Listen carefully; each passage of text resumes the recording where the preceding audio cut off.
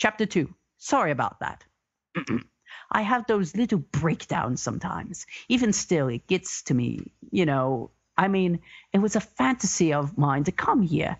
Yeah, but still, when your sense of what's real and what's make-believe get mixed up like this, it's really hard to keep calm and carry on. You know what I mean? Keep calm and brony on. Sorry, that's not in the story, but just felt like saying that. Anyway, back to my story. I guess, as I was saying, I decided to go see Twilight Sparkle.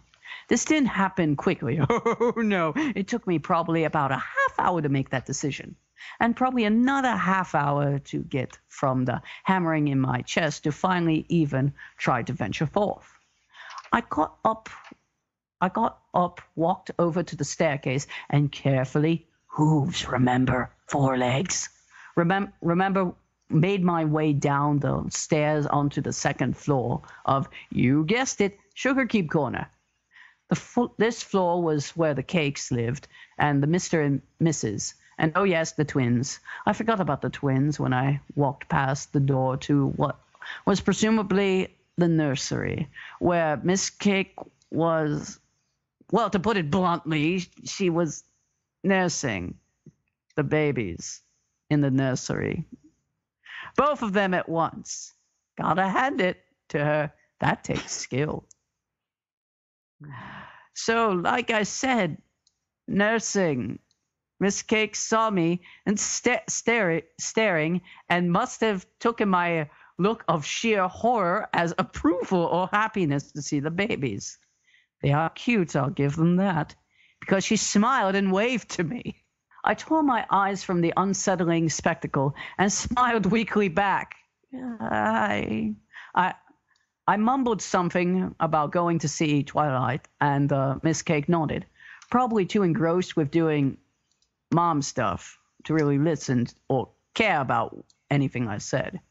I shakily made my way back to the first floor, waved to Mr. Cake, almost passed out again from the sheer surrealism of the whole thing, and then walked up to the door. That door, it intimidated me greatly. Once I opened it, I would be out in the relative safety of Sugarcube Corner, which was a weird but somewhat familiar place. On the other hand, the other side of that door were ponies. Lots of multicolored, happy little ponies. The thought was pretty scary, actually. I'd be exposed. Out in the open. I hesitated, and then remembered that on this side of the door was a lactating Mrs. Cake. Suddenly, things seemed so much easier. I pushed the door open and took my first steps into the Ponyville proper. It wasn't as weird as I thought it would be. Really, kind of like walking into the Renaissance Festival, only without colorful talking ponies, and instead of guys in tights and women dressed as wenches. I miss wenches. Oh, right. No naughty thoughts. Sorry.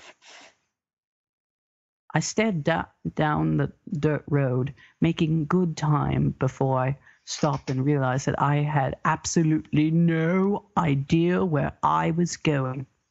I looked around trying to see a tree sticking up from above the rooftops and completely unable to spot it. I did see a lot of familiar faces, though, or rather, familiar manes, coats, tails, and cutie marks, because the faces were pretty much all the same in the cartoon, right? Over there, standing in a stall and selling produce, was Carrot Top. Or was he really Golden Harvest? Or actually, was it either one? Who said that Hasbro got any of the names right? Let alone the fandom. I started freaking out a little bit, realizing that I was in a town full of ponies who probably knew my name, what my name was, or thought they did, but I couldn't be sure that I knew any of theirs. That little unicorn over there, I'm pretty sure her real name isn't Colgate or Romana. Who names her Romana? I've never heard that. Not either. But she's standing there waving and smiling at me like we're old buddies. We probably are old buddies. I waved back, hoping that she wouldn't come over to talk to me. Thankfully, she just went along her way. And the little lavender filly with the blonde mane. Sure, she was tiny, but was she really dinky? And those two coats over there, kicking a ball back and forth. Sure, the cutie marks were right, but were they actually Snips and Snails? I mean, snails. Who would name their kid that? I wonder desperately what to do about the whole name dilemma. As I watched the coats kicking the ball back, it hit me. Ouch, I said, rubbing my muzzle as the ball bounced away. Oh, sorry about that, Miss Pie, said Snips. Little Snips said, running up with an apologetic look on his face. Okay, it was time for the first episode of What Would Pinkie Pie Do? Oh, that's super terrifically fine diddly fine? No, that's not Pinkie Pie, that's Ned Flanders. And it was awful, just awful. I'm so sorry. I did next was worse, though, I mean, it seemed pure genius at the time, but honestly, it's the most boneheadedest idea you could ever imagine. But I think that blow to the noggin gave me a temporary amnesia, I said. So, quickly, tell me what your name is. See, I wasn't kidding. That was pretty dumb. It's Snips, Miss Pie, the colt said, giving me the look that an intelligent life everywhere reserves for crazy people. And he's Snails, he continued, nodding towards his friend, who was busy staring vacantly at the side of a building. Huh. Some pony really did name their kid that. Anyway, that's awesome. 2 down, a few hundred to go. Right, of course. And which way to the library, Snips? This time it was a good idea. I mean, I'd already convinced him that I was crazy. Why not to get some info out of it, right? The little punchy unicorn pointed with a hoof back the way I came. Great. Thanks, Snips, I said, some honest cheers in my voice. I turned and walked back to the way he pointed. I was actually feeling pretty good right then. Actually, I felt relieved would be a more appropriate word, since I was suddenly feeling a lot less stress. So with a mood pendulum swinging from terrified over to happy, I started humming to myself as I walked along. Then I thought it would be cool if I had my hoofbeats match the rhythm of the song I was humming. It took a little while to figure out how to do that without tripping over my own legs, but I got it down eventually. So there I was humming to myself and walked down the street, and suddenly the lyrics of the song I was humming popped in my head. My name is Pinkie Pie, and I am here to say... Oh dear. I was humming the tune of the Smile song. I sure hope it wasn't just my imagination that made it feel like something was building up around me. A sort of energy as if I were directly underneath a rapidly developing thunderstorm. I came to a dead stop, and I heard the big ruckus behind me. My blood ran cold. I cranked my head around very slowly, dreading what I would see back there.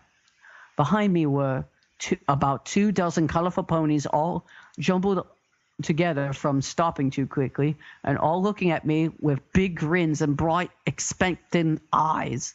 Oh, dear Lord. They were about to break into an impromptu musical number right behind me. I looked at them and said the first thing that came to mind, which was, "Ah!" And then I ran away, leaving a bunch of bewildered ponies in my wake. I have to tell you, they really weren't exaggerating Pinkie's abilities at the show at all. Man, when she wants to, this pony can really move. Buildings flew by on either side of me as I ran in a blind panic.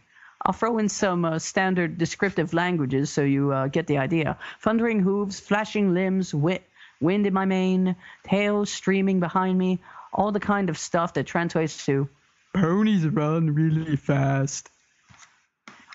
Naturally, once I calmed down a little, I realized that I was thoroughly lost once again. I found myself in one of those random parks where you see on the show from time to time. This one was a fountain in the that had a statue of some unnamed pony wearing a saddle and rearing up its hind legs. Mood pendulum swinging time again, and I was back to being a little more pensive and moody side. So I sat under a nearby tree to catch my breath. I wasn't up to facing the town again. Not quite yet. So I just tried to relax and get myself under some semblance of control. Okay, mental note. No more singing when I'm Pinkie Pie. Weird things happen. I sat there for, I don't know, maybe 20 minutes. Then my brain started calming down a little. And I stared, thinking clearly again. Well, okay. Not clearly so much as more clearly than I had been before. As I was sitting there, the little voice in my head popped up once again, saying, if you're both new in town and Pinkie Pie, does that mean you have to throw yourself a party? That struck me as absurdly funny. And the next thing I knew, I was literally rolling on the ground laughing hysterically. I also experienced a new sensation, something I've never done as a human, the legendary giggle snort. It probably wasn't so funny if I hadn't been down a couple minutes beforehand. Hoof before hoof. Whatever. You know what I mean. Anyway, once the giggles died down, I got back up to the feeling a lot better.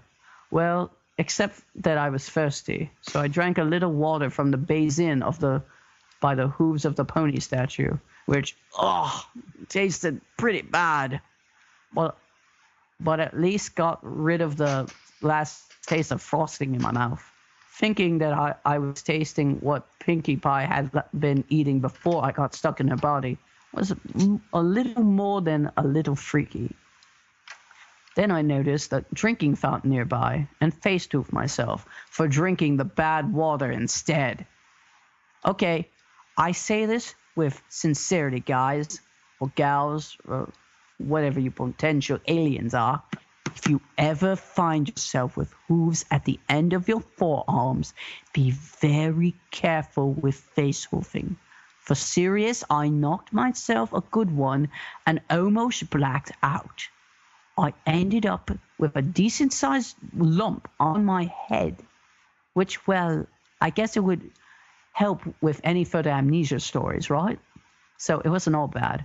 Okay, so once I got done smacking myself in the face, I drank some more water, this time from the drinking fountain, which tasted much better. Then I walked back into the town sedately. No singing, no humming, no nothing. Darn crazy musical ponies. I wandered for a while, figuring I'd run into a tree berry eventually. Get it? Treeberry Library. Ponyville isn't that big, right? That's what I thought, at least. But really, Ponyville is huge. At least when you have no idea where you are. I walked past the carousel boutique like 5 times, all by accident, without seeing any other familiar landmarks. Finally, I found myself back at Sugarcube Corner. Snips and Snails were still there, kicking the ball around. And Snips was giving me the googly-eyed, probably wondering what crazy stuff was going to come out of my mouth. But now that I kind of knew where I was, it was time to go to the library. And I would have made it, too, if it weren't for... Oh, whoops, gotta go. So sorry, I've got visitors. And it's really hard to keep concentrating on this fourth wall stuff while talking to other people. Let's pick another time to pick this up in a little while, okay?